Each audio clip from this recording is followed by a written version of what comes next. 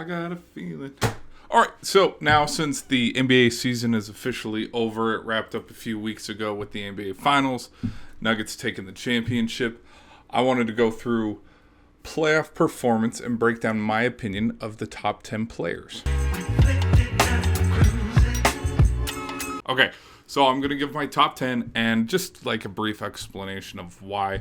And again, this is all just simply opinion-based. This isn't like factual. I didn't look at the stats and then watch highlights and go over it and process of, okay, this is why they need it. No.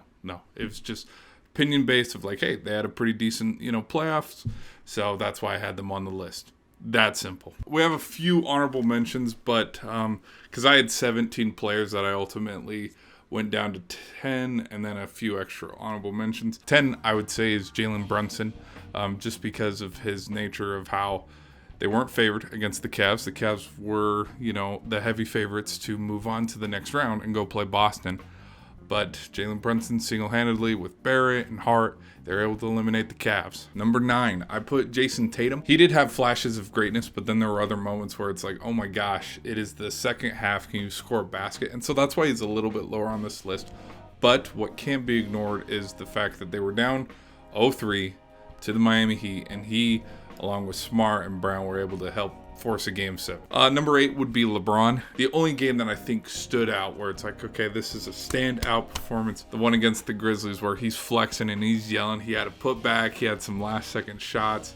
Like that Lakers squad, I think if they went into it and that's how they performed against the Nuggets, the Western Conference Finals might have been a little bit more intriguing. At number 7, I put Bam Adebayo. And every single series when Jimmy Butler would just come up a little bit short or Vincent would be missing buckets, Bam was consistent throughout the whole playoffs, and he led team in scoring for the NBA Finals. And that can't be ignored. He was the great second punch in that 1-2 punch of the Heat's front court. And so can't be ignored. That's why I have him this high on the list. Number 6 is Aaron Gordon. Aaron Gordon, has been an afterthought since he was drafted and since the slam dunk competition. Legacy in his career is kind of rejuvenated, especially since the Western Conference Final when he was able to single-handedly kind of contain and control LeBron and AD. How much his teammates relied on him in the NBA Finals in some of those closeout games versus the Heat when he was just phenomenal on both offense and defense. So that's why I have him on the list. Number 5, I put Steph Curry. Number 1 is his 50-point game against Sacramento when, Game 7 on the road. He carried the Warriors, I would say, in these playoffs. I mean, Poole had tough games and didn't show up, same with Thompson. And there were a lot of boneheaded mistakes that went and cost the Warriors their series ultimately against the Lakers. But, he still showed up. Number 4, I got to give it to Devin Booker. And the reason why is because as much as I said that Curry carried the Warriors, this dude, without fail, kicking and screaming, he carried the Suns into the second round where they ultimately met their demise in 6 games to the Nuggets, who were way overpowered. He was second in points overall in the playoffs. He led the Suns.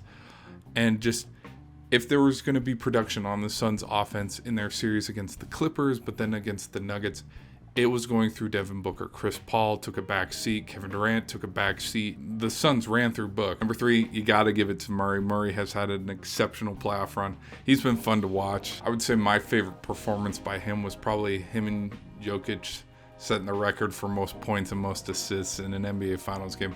That was pretty cool.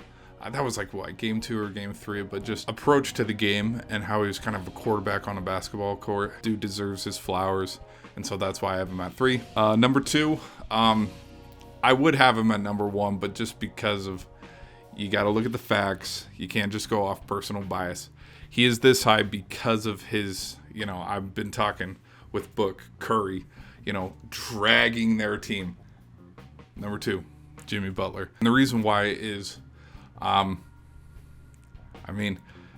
his performance against the Bucks, in Game 4, all those points, setting the record, the fantastic closeout of that Milwaukee series, before it ultimately fizzled out where they were a little outmatched, where he single-handedly couldn't carry the Heat past the Nuggets.